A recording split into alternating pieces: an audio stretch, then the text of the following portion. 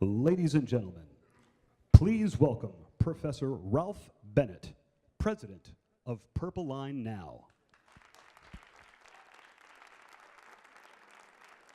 This event is important. Although it's sponsored by Purple Line Now, as you may have gathered, we realize that transportation is a bigger deal, and as I said earlier, we all drive too.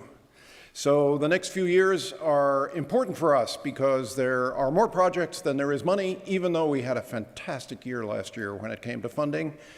And so the plans for the coming years are really critical, and we look forward to hearing about them. I want especially to appreciate the members of the board of Purple Line Now. I can't see very clearly, but if I could ask board members of Purple Line Now to stand and be recognized, I'd appreciate that. Thank you.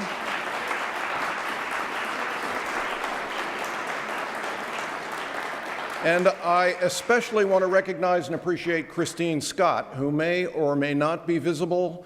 Without Christine, this thing, I can tell you, would not have happened. I also know that you understand, as I do, that this project, which we are particularly interested in, is the legacy of Harry Sanders. His widow and son, Greg and Barbara, are here, members of my board, and have been enormously contributive to carrying on this project, which is taking so long to get done, but which will be done.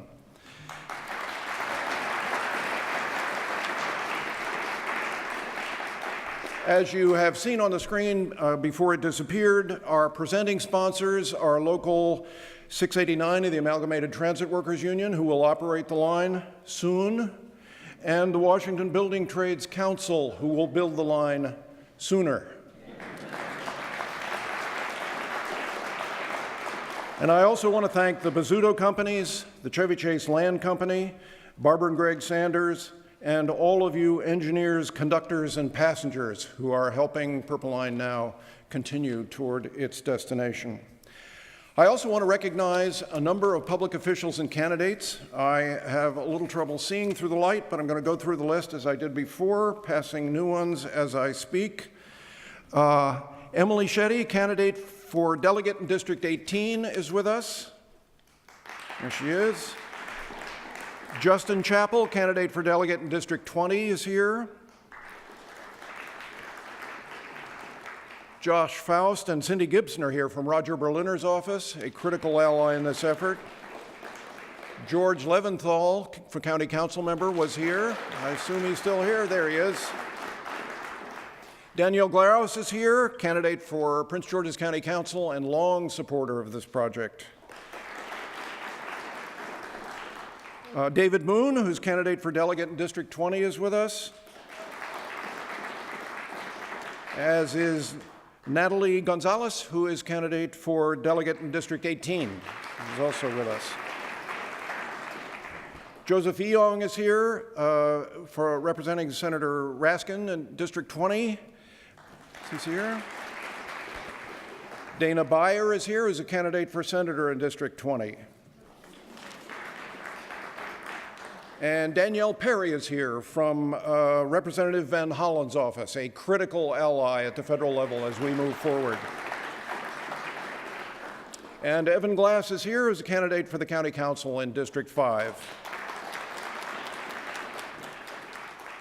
I believe that's it. I've been enjoined to remind you that although we represent one of the projects, which represents the transportation future of this state, it's only one.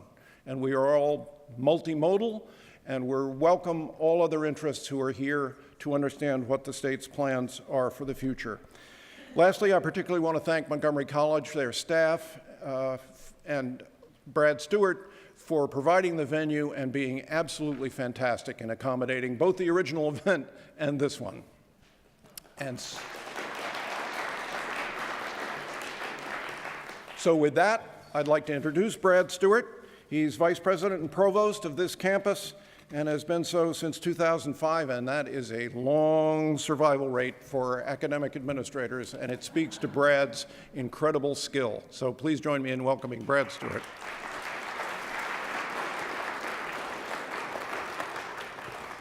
Are you trying to tell me something, Ralph? Welcome, everyone. I'm supposed to add that Will Smith, candidate in District 20, is here as well, so please give him a round of applause. Welcome to my beautiful Cultural Arts Center. This is what I like to call the community's living room. And we like to call Montgomery College the community's college. This is where we empower our students to change their lives. And if you're interested in how we do that, please feel free to drop by anytime. I can put you in a class or a laboratory, and you can see what my amazing faculty members do, including Mr. Greg Wall, who is Maryland's Professor of the Year for 2013-2014. He teaches in my English department. A little bit about Montgomery College. There are approximately 26,000 students on our 3 campuses each year taking credit courses. And slightly over half of those students are on their way to a bachelor's degree and beyond. We also have a number of very famous, highly rated career programs on this campus in particular. Many of those are in the health sciences.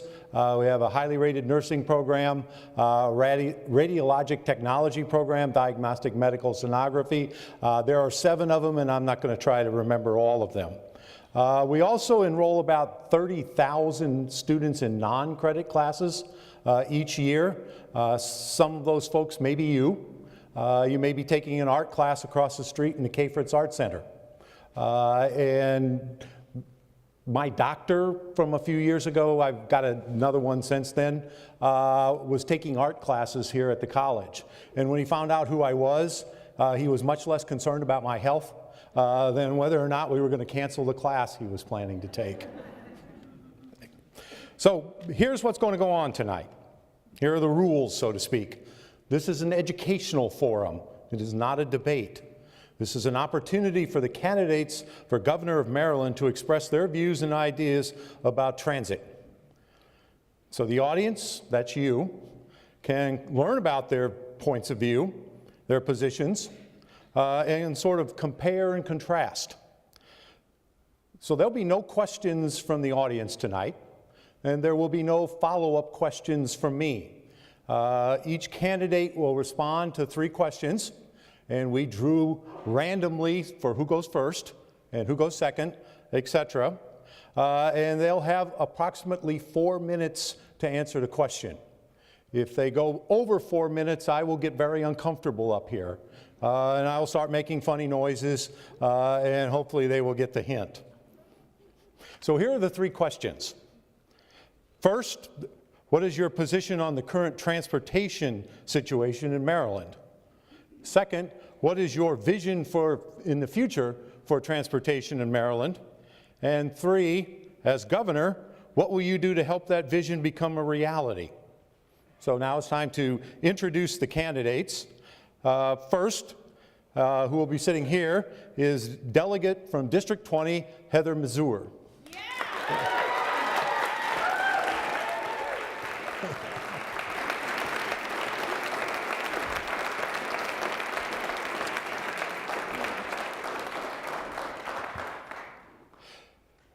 Lieutenant Governor Anthony Brown has been unavoidably detained tonight. He was unable to commit to this date. If you'll remember, we were planning to do this in December and we got snowed out. So he did everything he could to get here tonight, but he hasn't been able to.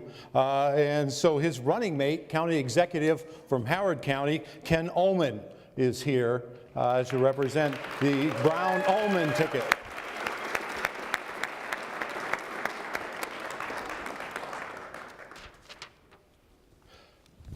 We are awaiting the arrival, I believe, or if he has made it in the room yet, of the Attorney General for the state of Maryland, Doug Gansler. Is Doug here yet? We'll get him out here as soon as we can. And Mr. Charles Lawler, a businessman from Charles County, Maryland, is the final candidate at the forum tonight. Mr. Lawler.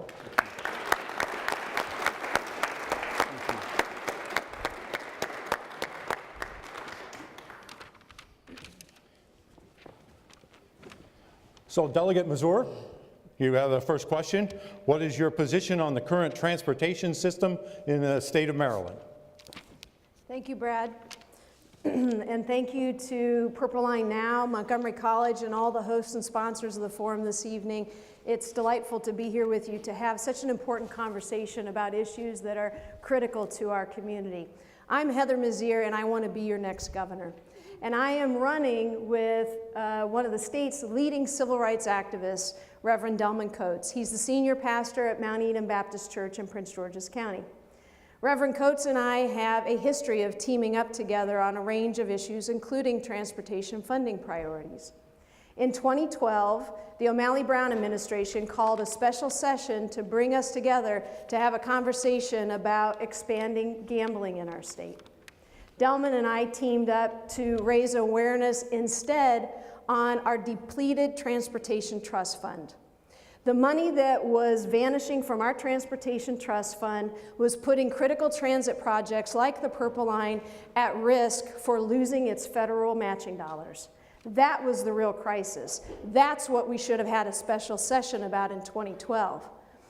And we spent time trying to have that conversation, and we took risk. We were out there talking about the need to have a gas tax to address these priorities, even when it wasn't popular, because it was the right thing to do.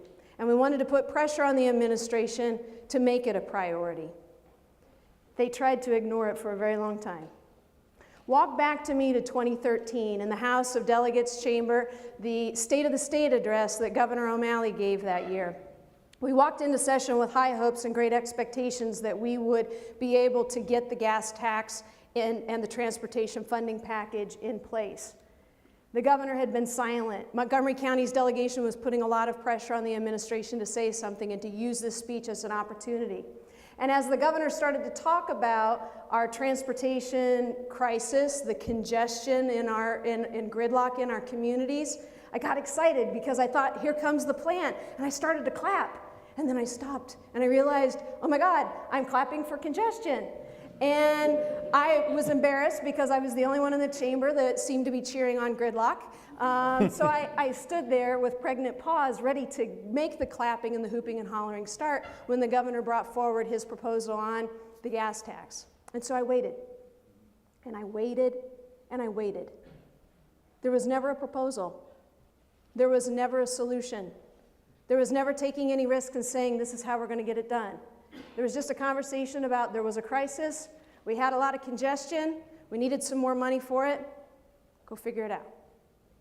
It took another month of browbeating from legislators, business leaders, and advocates like you to get the administration to come on board with a proposal to actually fund this and to get it done. The entire time that was going on, I was working with key leaders here in Montgomery County, putting together a unified county position on this, writing op-eds, giving speeches, standing up to make sure that we got this done. It was so critical for our communities. And I wasn't the only one. We had a lot of important leaders in our state that took a bold stand and took a risk to vote to do the right thing. But my opponents, my Democratic opponents in this race, one was largely silent the entire time until it was the 11th hour and the bill was greased for passage. The other opponent outright opposed increasing the gas tax altogether. Yet he says he wants to build the Purple Line. We need leaders, and you need a governor that's willing to take bold political stances without risk for what it means for their political future, but to take a look at what is important for this state 10, 20, 30 years down the line, and to always stand up and do the right thing. So tonight, when you're here listening to us talk to you about your priorities, keep in mind which candidate it is that has already stepped forward to show the courage of her convictions, to do the right thing, and to always make sure that we put progress ahead of politics to get things done in our state. Thank you. Thank you. Just a second. Attorney General Gansler is joining us.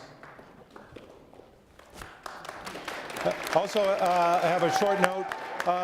Delegate Ron George, candidate, had confirmed, but had a death in the family and had to withdraw from this evening's forum. Hopefully we'll get his views on transit that we would be glad to post on the Purple Line Now website, as we would any additional information from any of the candidates. County Executive Ullman The question is, what is your position on the current transportation situation in the state of Maryland? Sure. Well, thank you very much. Brad and Ralph, thank you. And to everyone here, thank you for having me.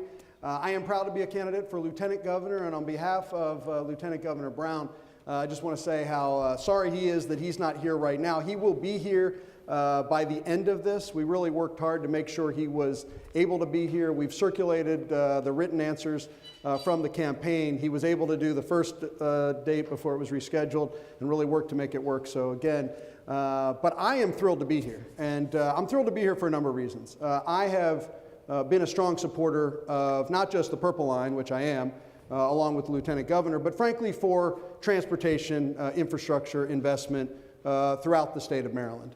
To me, this is not just about the Purple Line. It is about our values coming together, whether that be our values in smart growth and sustainability, making progress towards our goals and reducing our carbon footprint, whether it's tying together land use planning and transit-oriented development, which your leaders here in Montgomery County have done a phenomenal job of, from your county executive, Mike Leggett, to your county council, and I know a number of your county council members are here today.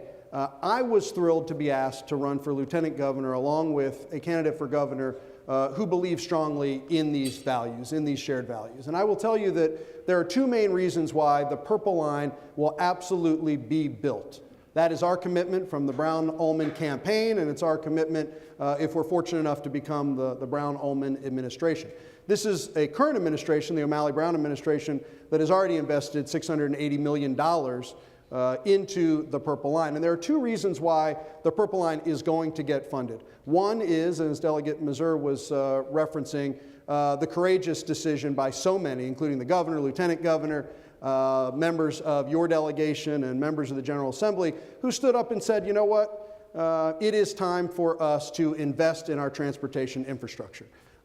It was it always seems like an easy decision afterwards, but that was a significant decision that allows us to have the revenue in place to be able to make this significant investment. The second major reason is the P3 legislation, which gives us another tool to be able to leverage resources, to be able to afford a $2.2 billion project. And that is a piece of legislation that Lieutenant Governor Anthony Brown led the way in making sure we have a framework for another tool for transportation investment.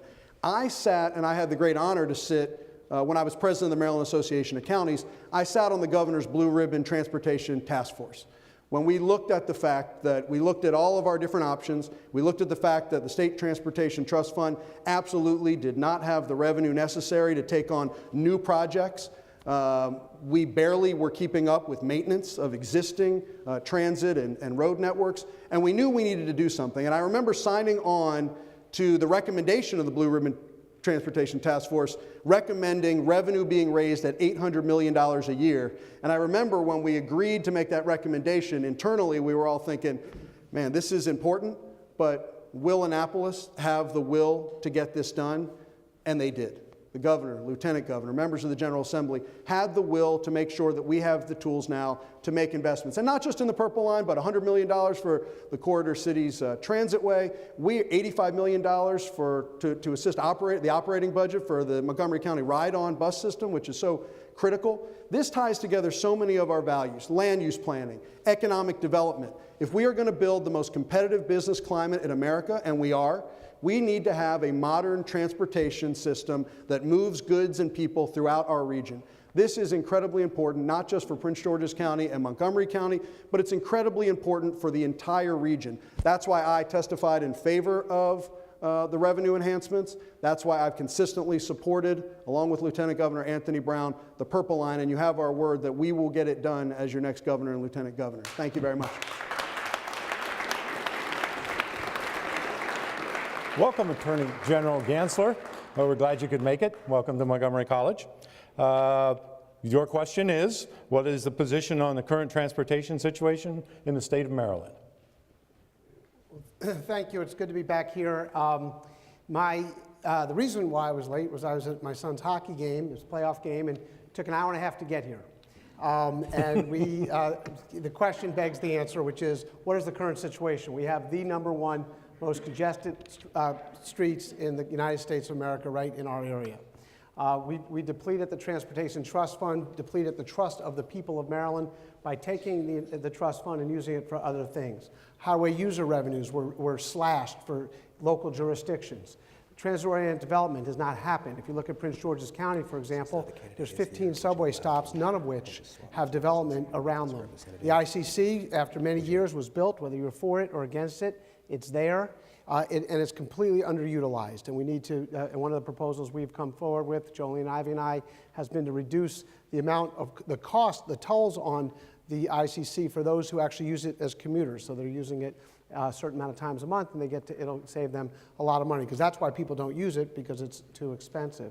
So the question is, what are we going to do about it? Well, the Purple Line is obviously one of the big answers, and we, the Gansler-Ivey administration is completely 100% committed to the Purple Line.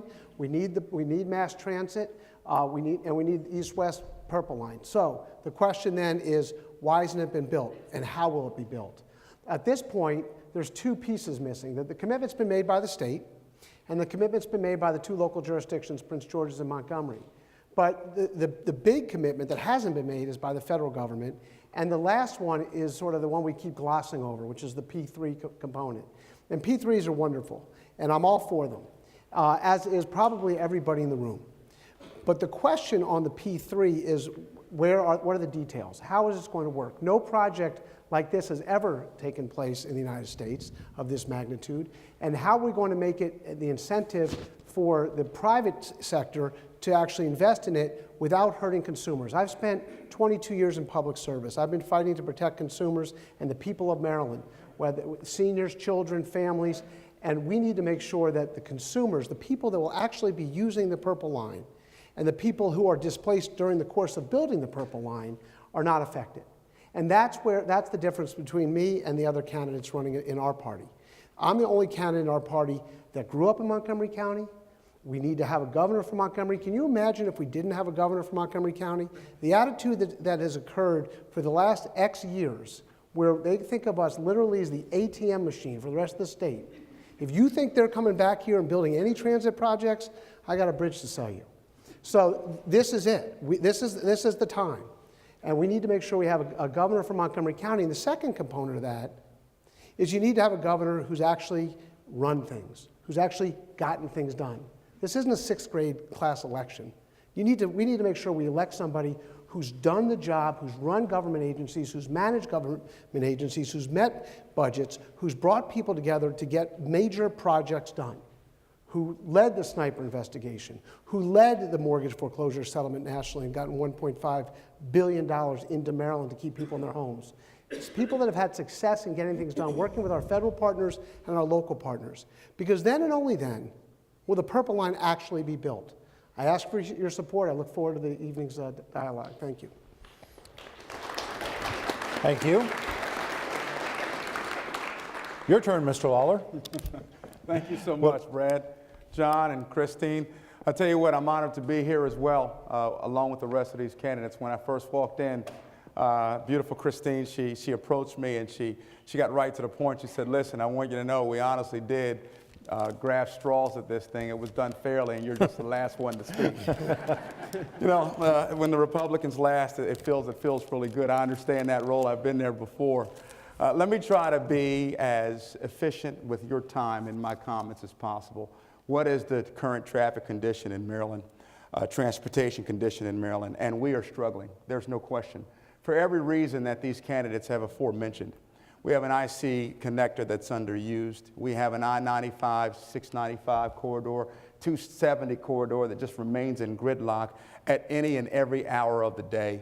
Anytime I'm headed to Fox 45 coming through Baltimore City and I go down the roads, and this is not just in Baltimore City, but anywhere across our state and a lot of areas. If I don't lose a tire, if I don't lose something on my vehicle traveling down those roads, even when I travel at 35 miles an hour, it's a miracle.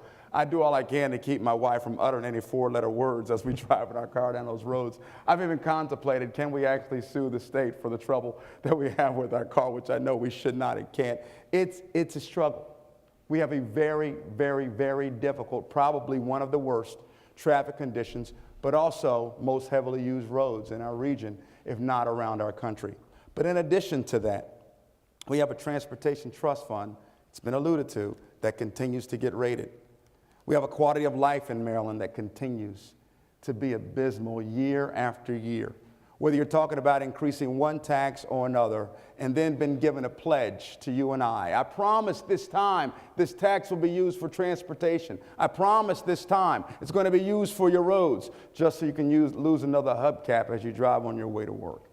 We have very real problems that I believe require very real solutions, which is why I'm also up here standing before you to run for governor in this great state. I understand the potential that we have here and what can be unlocked. Listen, folks, transportation is not a Democrat or Republican idea.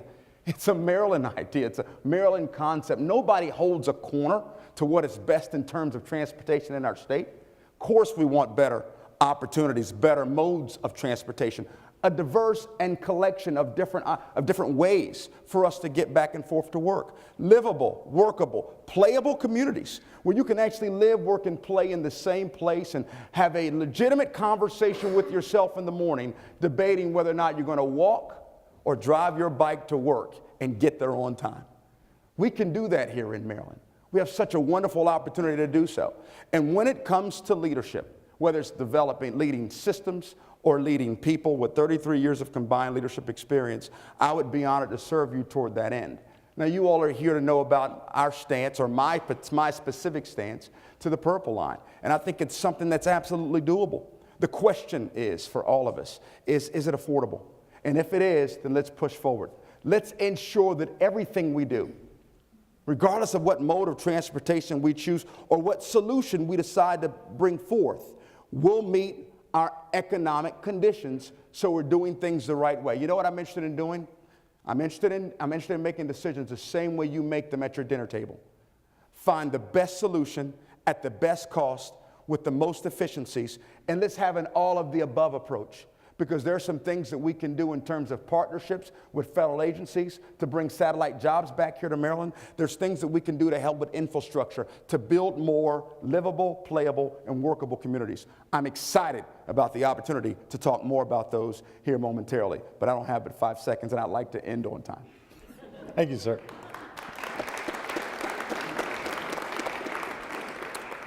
Great job, panelists. Question number 2, and we'll start with County Executive Ullman. What is your vision for the future of transportation in Maryland? Look into a crystal ball and tell us what you see. Sure. Well, thank you. As far as the future of transportation in Maryland, what I see is a continuation of the path that we've been able to be on since the transportation revenue was passed. Now we have the ability to make progress. And I'll tell you, I rode on the first train offering weekend service on the MARC train system from Baltimore to Washington on the weekend, along with the Lieutenant Governor and the Mayor of Baltimore. We now have the ability to make the investments that, frankly, we just haven't had in the coming out of the worst recession, the worst economic conditions our nation has faced since the Great Depression. Now we have the tools to get it done. And so when I think about what the Purple Line means, what I think about now being able to make progress on the Corridor Cities project, when I think about what we're now able to do in enhancing the MARC train service, not just north and south between Baltimore and Washington, but the Brunswick line, to better integrate Gaithersburg and transit-oriented development opportunities there. We now have a tremendous opportunity, and I can tell you that when I was a student at College Park at the University of Maryland, where I met my beautiful wife, Jackie, who's here tonight with us. So Jackie, thank you for being here and for supporting me in this journey of public service that we've been on for the last almost 12 years now. I remember that when I was a student at the University of Maryland at College Park, I got a number of internships that frankly were very important opportunities for me. And I remember once I got an internship that was on Nebraska Avenue near Tenleytown, near the Metro stop. And I remember thinking, as I rode that green line to the red line all the way into the city and back up, I remember thinking, wow, wouldn't it be great if there was an opportunity to take it over to Silver Spring and Bethesda and go down Wisconsin Avenue. We now have the ability to make progress when it comes to the Purple Line, and what that means for a modern economy, what it means for a much more competitive business climate state. You know, the state of Maryland is #1 in the nation in innovation and entrepreneurism. #1. We have so many things going well for us, but we've got to be able to make progress in moving people throughout this region much more effectively. And you know, it's easy to stand up here and talk about how bad our traffic is. We all know that, right? We all know how long it took us to get here, no matter how we got here. We know we have challenges.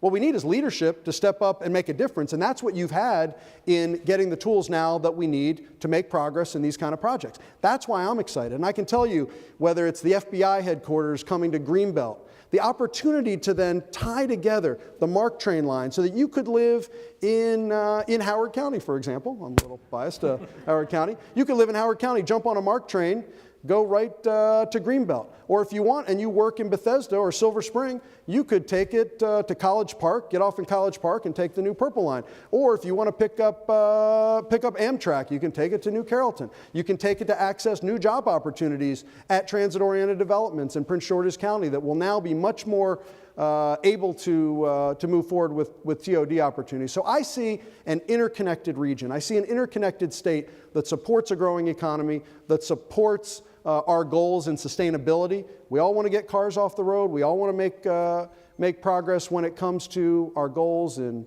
our climate action plans. But we have to be able to make the investments that matter. I've been a county executive for the last 7 years. The lieutenant governor has been part of the administration that has to balance a budget every year. State of Maryland, AAA bond rated, one of only a few states. Howard County, AAA bond rated, along with Montgomery County, one of less than 25 counties out of 3,000 United States of America.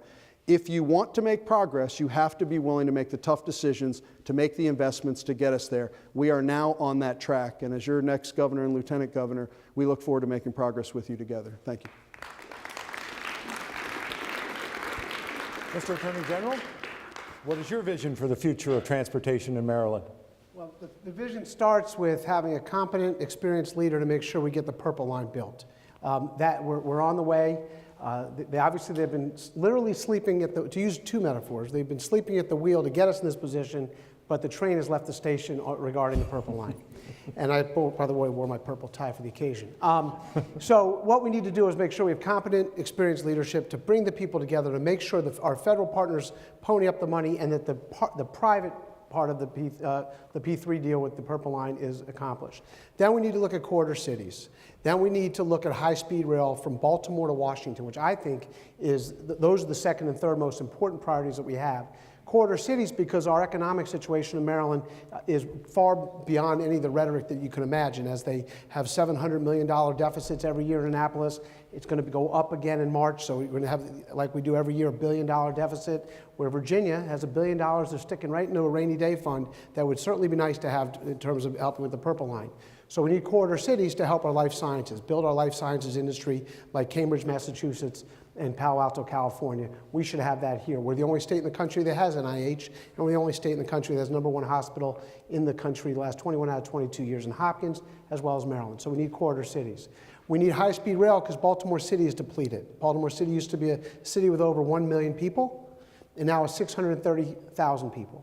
So as you're schlepping in from Germantown or Gaithersburg down 270, or from the far reaches of Prince George's, or from Howard County into Washington, because we are reliant on the federal government and the federal jobs, can you imagine what it would be like if people could live in Baltimore City and take high-speed rail to Washington through Conterra in Prince George's County and get there to work on time and their heart rate be a lot slower? So we need those projects. We need to, we built National Harbor. That's a Prince George's project. What people were for it or against it, and whether, I happen to think we shouldn't mortgage our entire future on gambling, but we should have cybersecurity, real jobs, manufacturing, tech transfer, and life sciences, but we do have National Harbor. So we need to have a subway, to get Metro to put a subway from Huntington across the Wilson Bridge, which was built for rail, into National Harbor, and then ultimately one day to Branch Avenue, so that we can extend it all the way around. And then we need, I'm an environmentalist. I led the National Association of Attorneys General. I was elected by my 50 peers to run the association, but I also have led the environmental group of the National Association of Attorneys General, and I've been an environmentalist for a very long time, and our record shows that. we have to understand that transportation and the environment are inextricably tied. So we need to have pedestrian and bike areas. For example, when they were going to put a highway through the golf course at the University of Maryland, Jolene Ivey and I went and said, you can't do this. We should fix Route 1 up. That's coming from the Beltway into the college. Let's make that walkable. Let's make that bikeable. Let's have the students living there and make that a beautiful place instead of putting a highway through the golf course, ruining that open space and still having the blight of Route 1. The next day it was stopped. Obviously, we all know if we don't win, that highway will go right back in the next day. Transit-oriented development and smart growth is critical. When you have 22 new stops on the Purple Line and you have 15 stops on the Metro in Prince George's County, all of that is where we should have economic development. It should be smart growth. Paris Glendenning had it dead right. We need to have smart growth as we go forward in the future. So we need to continue looking at this. We need to integrate our port. The Port of Baltimore is one of the best ports in the country. It's one of the 2 ports that can take deep water ships. BWI is expanding internationally as well. We need to be able to integrate that into our transportation system as well. So we have a great vision. We have a great state. I grew up here. I love this state. I have pride in this state. But we need somebody who's willing to fight for mass transit and fight for the environment, and that would be the Gansler-Ivey administration.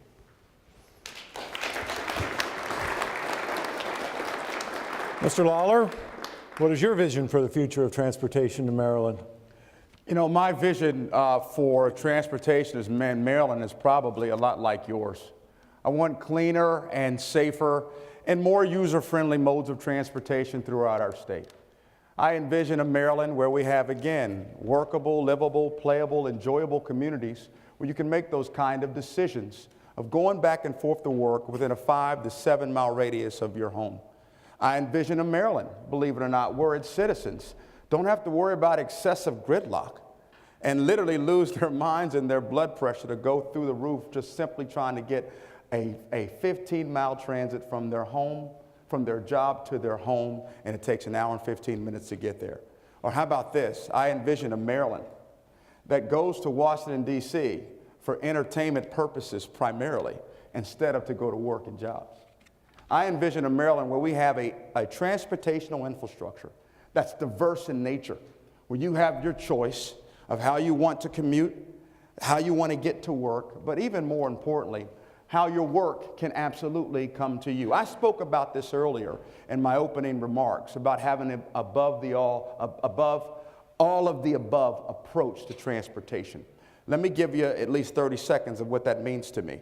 It means bringing jobs. We have a high percentage of workers, citizens in the state of Maryland that make that commute into Washington, D.C., specifically here in Montgomery and Prince George's counties.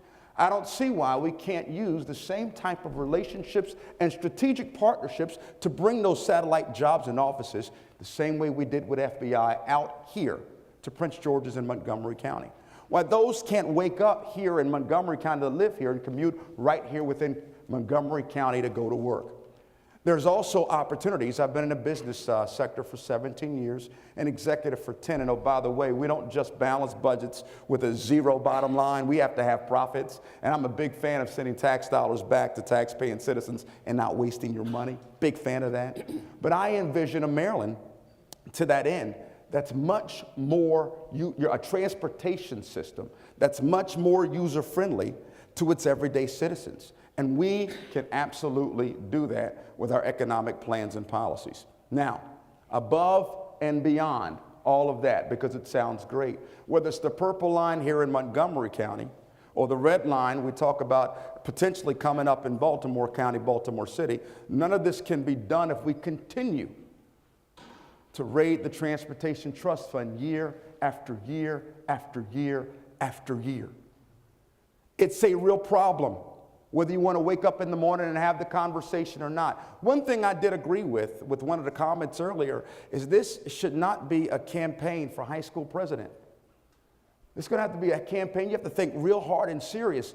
You know, my mother used to say this all the time: insanity is defined by doing the same thing and expecting different results.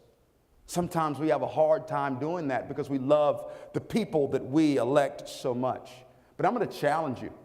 I'm going to challenge you to take a look at the candidates out there, specifically myself, if I might be selfish. And I want to make sure you know that although we're going to be able to get these types of lines done, we're going to do it without raiding your transportation trust fund.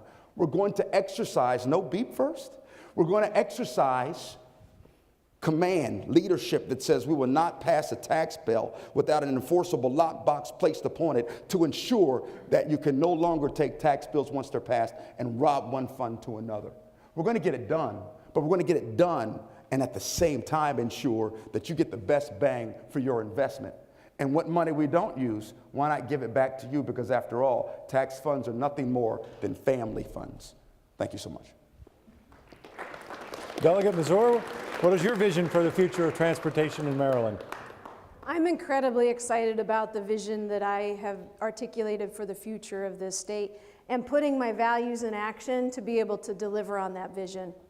Middle-class families and seniors on fixed incomes deserve to earn more and be taxed less. We can create an economy that works for all of our families by giving 90% of Maryland households a tax cut by just making our tax code more progressive. We can give tax cuts to small businesses by closing giant corporate tax loopholes that allow a handful of companies like Comcast and Pepco to not pay a penny in taxes in this state. We know that we have to have a serious, comprehensive approach to addressing the achievement gap in our schools. It still matters in Maryland what your socioeconomic status is, what your race is as a predictor on whether or not you're going to be successful in school. If we want #1 schools for every child in every classroom, we have to have universal pre-K and end the high-stakes testing culture in our classrooms. And we deserve to feel safe in every single community across this state. We have to reject the old strategies that are tough on crime and replace them with approaches that are smart on crime. Universal background checks on all gun purchases, ending our failed war on drugs, and breaking cycles of violence. Being governor is about setting priorities. And Delman Coates and I have made transportation funding and transit projects a top priority. Not because it's a campaign and not because it's an election year, but because it's a true priority and one we have always shown. The Purple Line runs through my legislative district. Who else on stage here has walked along the proposed alignment? Who has worked with the neighborhoods for years now to determine where those neighborhood stops are going to go? Who has spent over 8 years working with your communities to put together the political capital necessary to make sure this project moves forward? But if we're going to have a vision where these light rail cars are zooming down downtown Silver Spring, it will require leadership.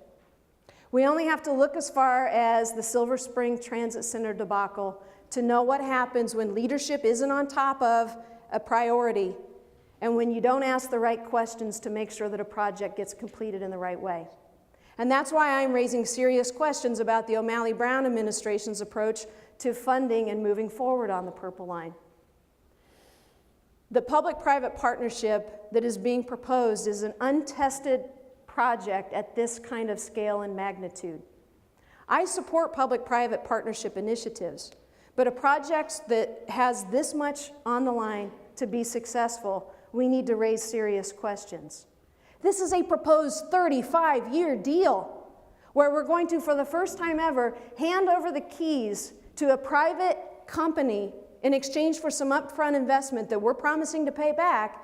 We're going to turn over the most important public transit initiative in 30 years without asking important questions like what happens if these companies were to go under during construction or operation? What if, God forbid, our ridership numbers don't meet our proposed projections and our promise of revenue to that private company? Will these companies engage in transparency, or will they throw up a proprietary rights argument when we're negotiating important aspects of ridership deals and feedback for taxpayers for the future of this project? Given the serious problems that we have seen with the implementation of the healthcare exchanges in this state, these are important questions to ask. The Purple Line will cost 10 times more than the state healthcare exchanges. Why do we believe that if we put the same people in charge of a similar project that is complex, untested, and challenging to implement, that we'll end up with a different result? I guarantee you that under a Mizir Coates administration, we will build this, we will build it right, and we will not put the financial future or the taxpayer investment at risk to do it. Thank you. Thank you, Delegate Missouri. So we've reached our third and final question. As governor, what would you do to help the vision you spoke about in the second question become reality? Mr. Attorney General, you have the honor. Thank you. I went to Chevy Chase Elementary School about 3 miles from here. And I remember at that time, there was a discussion about something called busing. And I was 9, 10 years old. And they were talking about busing. I didn't know what that meant, and I was sort of scared about it as I learned more and more. And people had different opinions about it, whether it was a good thing or a bad thing. It reminds me of the Purple Line discussion, because those of us in Montgomery County, we understand, we appreciate the diversity that is our county. The reason why the O'Malley Brown administration views our county as literally pull out the ATM card and hold it up in front of everybody is because we've been successful as a county. But the reason why we've been successful as a county, in my view, is twofold. One is how much we've embraced our diversity and been strengthened by our diversity. And so the notion that people are, the real reason why you hear people are against the Purple Line is they're going to bring those people into our county. And as someone said to me earlier today when I said I was going to be talking about the Purple Line, they were Republican, no offense, they said, well, it's going to be a one-way trip. They're going to be coming in the morning and then going back in the night. And I said, that's a great thing for our county. And that's what makes us strong. And the second thing that makes us strong, and I was a product of, Ms. Kopp was my 5th grade teacher, is our education. And Heather just touched on it. We have the #2 minority achievement gap in the country. And in order to make things like the Purple Line a reality, we need to make sure we continue to educate the people and our children in this county and around our state. And we can only do that for a number of ways. And one of the things we want to do, which is very relevant to this, I was the first statewide elected and first candidate for governor to say that we should take pre-K from half day to full day for 300 people 300% above the poverty line below. But the other thing we need to do is have vocational internship and apprenticeships. So that when you're 16, you have to stay in school till you're 18. When you're 16, if you choose to go into a trade and you want to be a builder, a welder, electrician, a plumber, or get tech training so you can do things like work on the Purple Line, you take your math and your English in the morning, and in the afternoon you do a vocational apprenticeship or internship. So when you graduate from high school, you now have your diploma as well as you're certified to start doing a job on Monday morning. We've been talking about reentry, taking the 23,000 people that are in jail and making sure that they become tax-paying citizens instead of continuing the revolving door of crime that we have in recidivism. You let them get trained, let them get a certification in prison so that when they come out, they can be tax-paying citizens like other states, like Michigan, which was able to close 20 correctional facilities by focusing on this issue.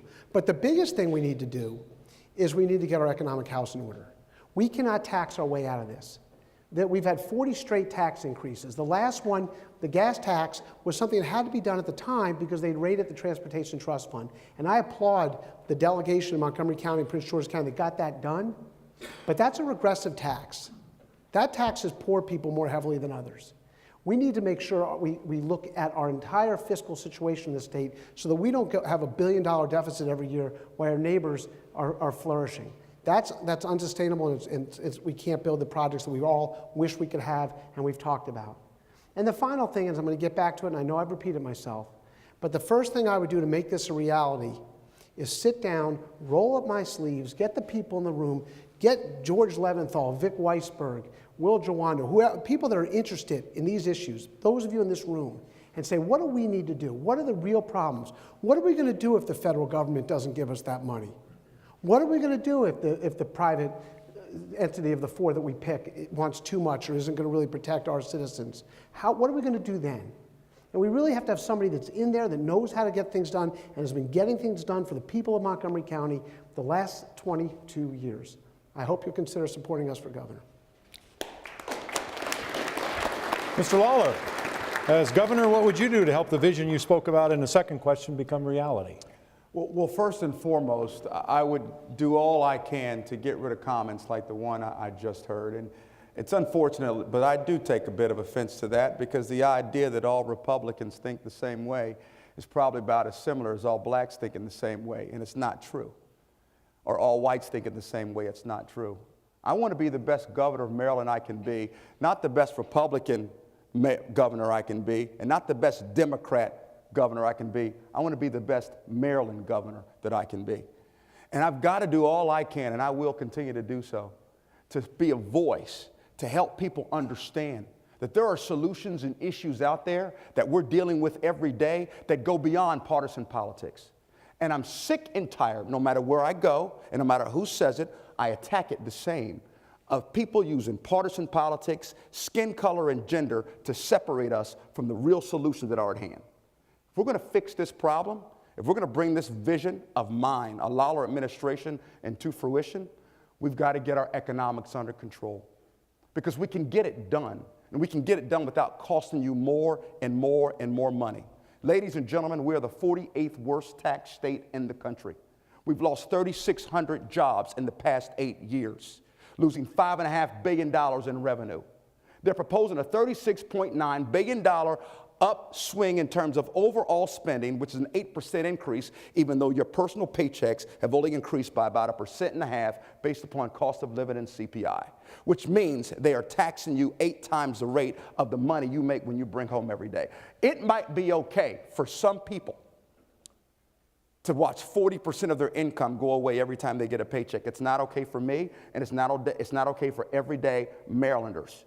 I talked to the comptroller, Peter Francho, who boldly said he's watching the middle class in this state decline at the rapid rate. I am not going to allow partisan politics to keep my mouth shut on what needs to be done the right way for our state. I want to pass the Taxpayers' Bill of Rights. I want to ensure that your state government will no longer grow faster than cost of living. I want to put a controllable lockbox on every tax bill that I sign to ensure that those funds cannot be raided, rob Peter to pay Paul. And if we say we're going to build the line, we're going to use that money to build the line and nothing further. See, ladies and gentlemen, I'm a Marine officer as well as a businessman. I've been in the Marine Corps for 16 years. When I raised my hand and I swore to defend the Constitution of our United States against all enemies, foreign and domestic, I never thought that the enemy would be a Democrat or a Republican. I thought the enemy would be anything that seeks to attack and take away our freedoms, our nation's freedoms, as well as our state economic freedoms, because that's all we have. At the end of the day, I want to bridge the gap between everyday Marylanders so they can see we can do more together than what separates us.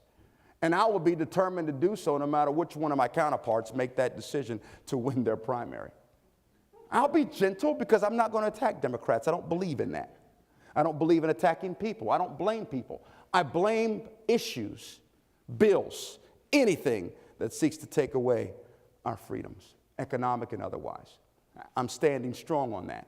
We need to be able to fix our transportation issues without raiding funds and without taxing you even more. You've been taxed enough already.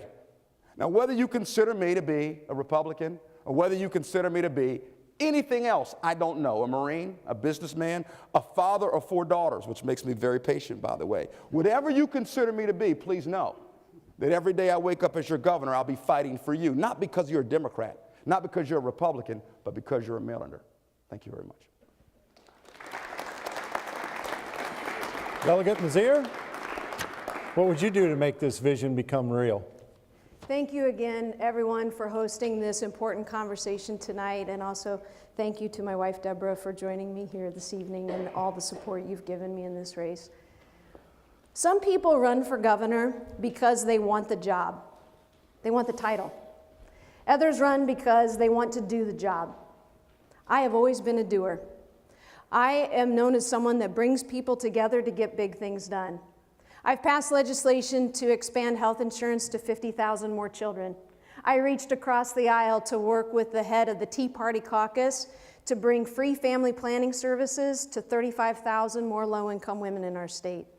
I've worked with environmentalists to make sure that Maryland isn't a state that fracks first and asks questions later on unregulated shale gas drilling, because the impact on our health, on our water, on our natural resources is too high a price to pay. Delman Coates and I are going to bring together accomplishment of this vision we have for the future of this state, because we know how to put partisan politics aside and create progress. We know how to have and display the courage of our convictions for those things we care so deeply about. And what this whole campaign for us is about bringing people together. That's the hallmark of the work that we've been doing in this campaign. And if you look at our transportation priorities, really, it's about bringing all of us together. Whether it's more transit priorities and more transit growth that connects economies with diverse communities, whether it's pedestrian and bike share programs that get us out of our cars and into our neighborhoods and interacting with each other again, whether it's eliminating the gridlock that we face so that we're spending more time with our families and less time in traffic jams, or building this Purple Line that is going to connect vastly different communities from New Carrollton all the way to Bethesda. This is about bringing people together. And we have been all about bringing people together to get big things done. We are the first campaign in 20 years to opt into the public campaign finance system. The Mizzier Coates campaign is about restoring trust in the electoral process, about returning Annapolis to the people. Our campaign is not funded by special interest. It's fueled by you. And every place we go, all across this state, what we hear consistently is that we want candidates with positive views, running positive campaigns that puts policy above platitudes to bring us together in community to get big things done. That is what I have always done in my career, and it's what I'll continue to do for you as governor. I'm not going in there to play it safe. I'm not going to do just enough to make sure that I get reelected in 4 years. I'm going in there to tackle the toughest issues that are facing our state, and that's what you deserve in a governor. I'm Heather Mizzier, and on June 24th, I humbly ask for your support for the Mizzier Coates ticket. We're going to come together to get big things done for Maryland. Thank you so much. County Executive Ullman, you have the last word, sir. Thank you all. Thank you all again for being here tonight. There are a lot of other places you could have been tonight, but you decided to get involved and listen to our views. So thank you very much for being here. And frankly, thank you for your advocacy. You deserve a lot of the credit for why we're able to stand here talking about the fact that the Purple Line is going to get built. You've heard a lot of different comments, but I think we can all be confident that the Purple Line is going to get built. And I got to tell you, I am incredibly proud of the state of Maryland. I know we'll have a vigorous discussion over the next 4 months leading up to the primary about our challenges in the state, and we have challenges in the state. But let me tell you something.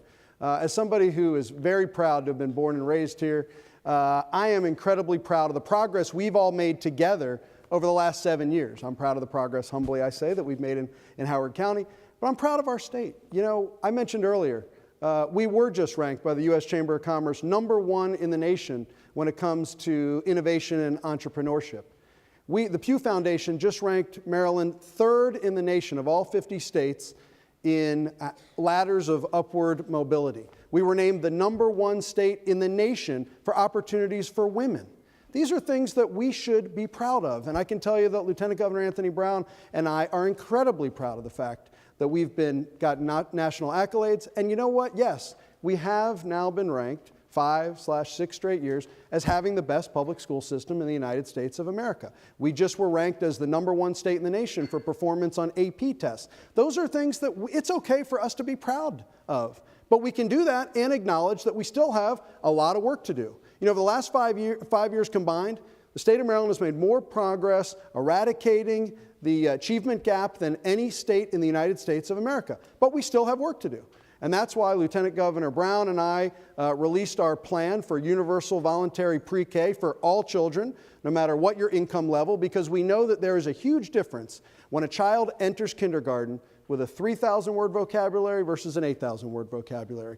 It starts to be measured, 3rd and 4th grade, and then by 12th grade, we know that the opportunities for that student are greatly diminished if they do not get the kind of start that they need entering into kindergarten. That's why we've made that a priority. It's also why we've launched an initiative on career technology education. And by the way, if you go to anthonybrown.com, you can see all of our plans, because it's okay to recognize our progress and say we still have a lot more work to do.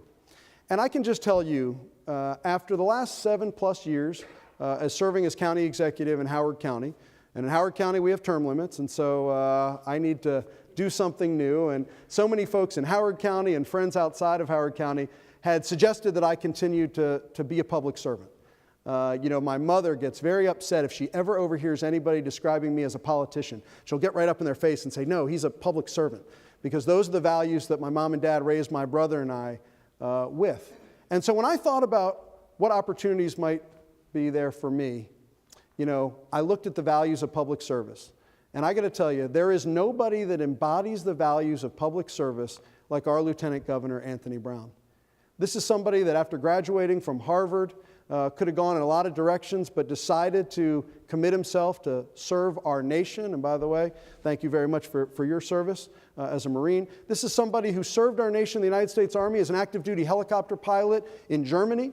After coming back and going to Harvard Law School, could have gone to K Street or Wall Street, but decided again to be committed to public service, ran for office in Prince George's County and got elected to the House of Delegates. While there, was called up to do a tour of duty in a war zone in Iraq. This is somebody who I've watched constantly roll up his sleeves and take on tough issues, whether it's creating the tools for public-private partnerships so that we can even have this discussion, whether it's investing, creating the opportunities for revenue to invest in transportation so we can have this discussion about how we're going to get the Purple Line done, how we're going to get the Corridor Cities Transit Way done, how we're going to get MARC investments done.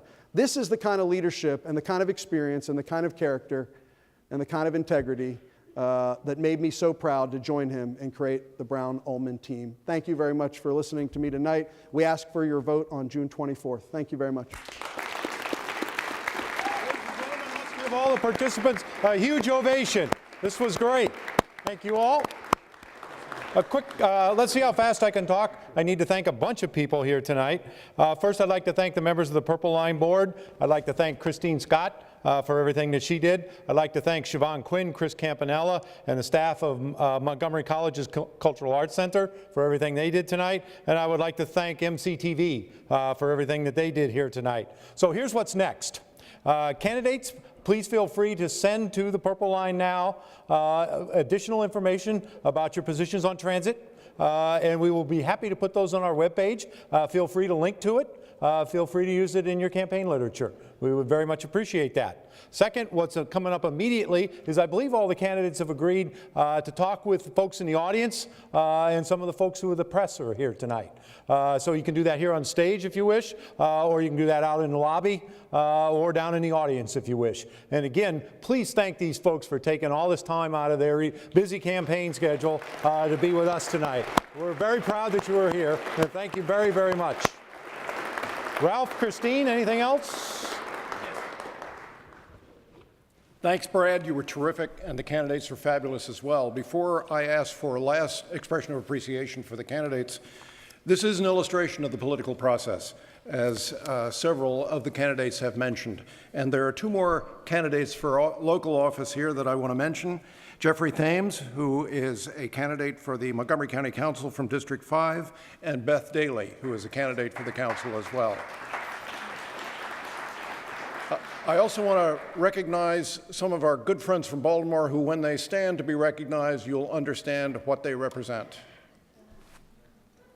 Red line now. Terrific. So again, thank you all for coming. Brad, thank you for emceeing. Candidates, thank you so much. We have such great political office holders in this state. I've lived here since I was 6, and I'm so proud of what the state has accomplished and what you have accomplished, and your willingness to put yourself into this process. I think we all deserve to thank you enormously for what you're doing, and thank you all for coming. Thanks.